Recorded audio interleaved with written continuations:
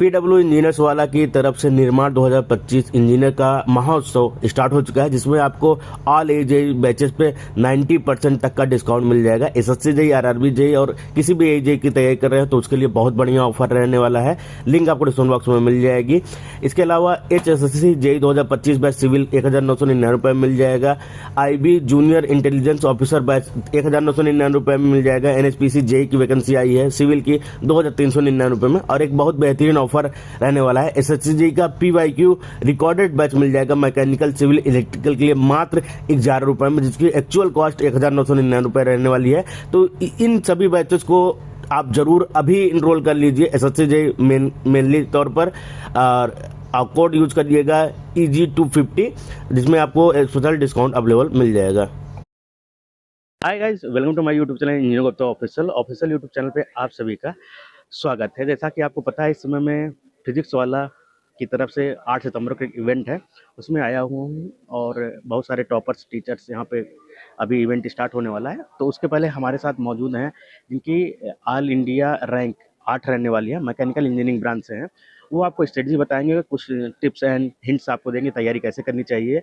और सबसे पहले बहुत बहुत बधाई हो सर आपको, और थैंक यू, आपने जो टाइम दिया, इतना इम्पोर्टेंट टाइम है जो बच्चों के लिए अब आगे और भी इम्पोर्टेंट रहने वाला है। सबसे पहले हम आपकी बैकग्राउंड स्टडी थोड़ा जानना चाहेंगे, कहाँ से हैं आप और कैसी रही आपकी जर्नी पढ़ाई की। मैं कोलकाता से हूँ। मैंने अपने थर्ड ईयर में पहले बार गेट दिया था, तो तब मेरी रैंक कुछ खास नहीं आई थी, अराउंड 11,000 समथिंग आई थी। तो उसके बाद मुझे लगा कि अब मुझे गेट को थोड़ा सीरियसली देना पड़ेगा। तो उसके बाद मैं फोर्थ ईयर में मैंने फाइनली फिजिक्स वाला का सब्सक्रिप्शन लिया और उसके बाद कॉलेज के साथ प्रिपेयर किया। और करने के बाद मेरी 2025 में रैंक 5 आई है मैकेनिकल में। सॉरी, मैं 8 बोल दिया था, उसके लिए सॉरी। 5 आई हुई है, सॉरी गाइस। इनका फोटो अभी आपको दिख जाएगा, वहाँ पे लगा हुआ है अंडर 10 वाले उसमें सेक्शन में। सर, कब सुना आपने पहली बार फिजिक्स वाला का नाम, कब और कहाँ कैसे सुना, मतलब कुछ मेमोरी याद है कि हाँ पहली बार मैंने यहाँ सुना था इसका नाम? फिजिक्स वाले को मैं बहुत बहुत सालों से जानता हूँ। लाइक जब मैं 12th में पढ़ रहा था जेई के, तभी से मैंने सुना था फिजिक्स वाला के बारे में। उनके मुझ कुछ लेक्चर्स भी देखता था तब।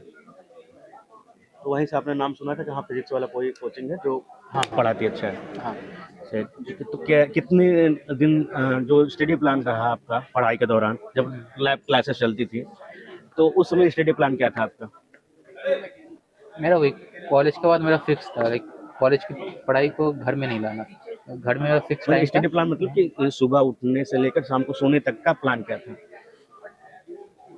सुबह देखो मेरा होता नहीं था क्योंकि मैंने कॉलेज जाना पड़ता था। तो कॉलेज में रह के क्या करता था, मैं रिवीजन कर लेता था। लाइक जो पिछले पिछले दिन या उसके पहले के दिन का था, मैं स्लाइड्स रिवाइज कर लेता था। जो मैं ट्रैवल का टाइम था, मैं कॉलेज घर से थोड़ा दूर था, यानी रोज़ 1 घंटा वन वे ट्रैवल में चला जाता था। तो वो टाइम को मैं यूज़ करता था अपने रिवीजन के लिए। तो वैसा करके थोड़ा टाइम ऑप्टिमाइज होता था। जो घर पे जो मेरा प्राइम टाइम था, वो मैं प्योरली लेक्चर देखने में यूज़ करता था, जो कि जिस टाइम में हमारा ब्रेन सबसे ज़्यादा एक्टिव होता है। तो आपके अकॉर्डिंग प्राइम टाइम आपका क्या था? मेरा था around evening from like 6 to 10।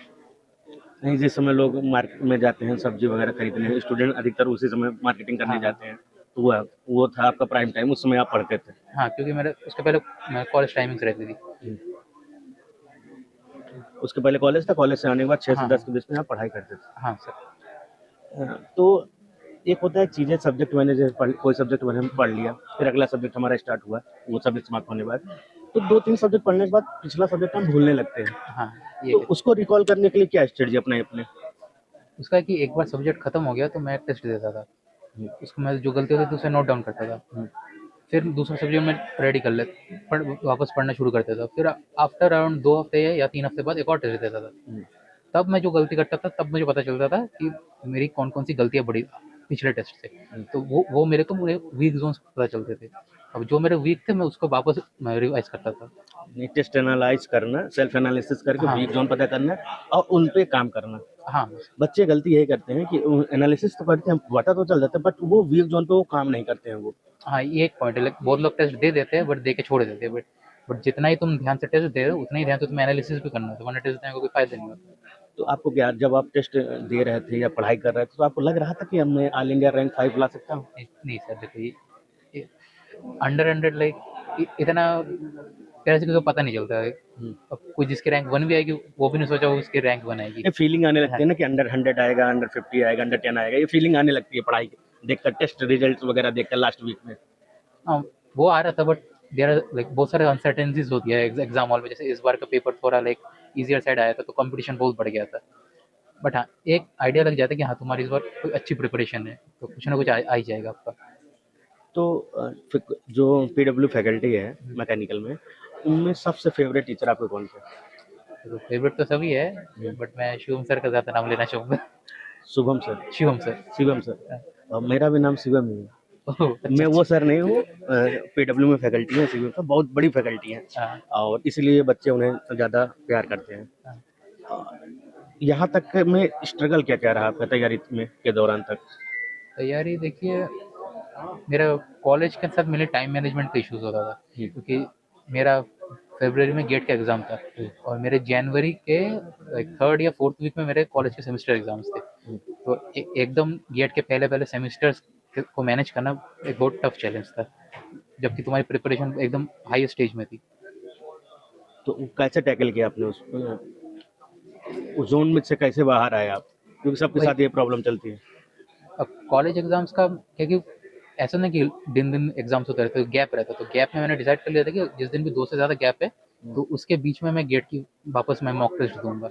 एक कॉलेज के एग्ज़ाम्स के लिए मैक्सिमम 1 से 1.5 डेज़ ही मैं रखता था क्योंकि गेट को मैं सैक्रिफाइस नहीं कर सकता।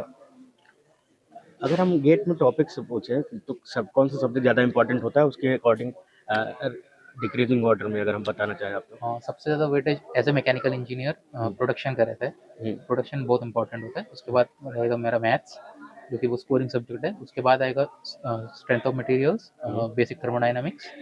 उसके बाद बाकी सारे सब्जेक्ट्स आते हैं जिनका वेटेज लगभग इक्वल ही होता है, बट ये जो सब्जेक्ट्स ये सबसे ज़्यादा आते हैं।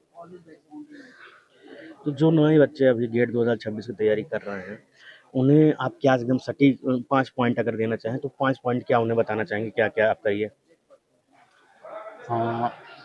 देखो, सबसे पहले तो किसी एक सर को आपको फॉलो करना चाहिए। ऐसा नहीं कि आप 2-3 जगह से फॉलो करें तो आपको कन्फ्यूजन ज़्यादा बढ़ेगा। मटेरियल्स लिमिटेड रखा करो बट क्वालिटी का रखा करो। तीसरा कि आपको कभी सेल्फ डाउट नहीं करना क्योंकि आपका एक्चुअल कंपटीशन आप खुद है। अगर आप खुद ही को डाउट करना शुरू कर देंगे तो आप वहीं पर हार चुके होते हैं।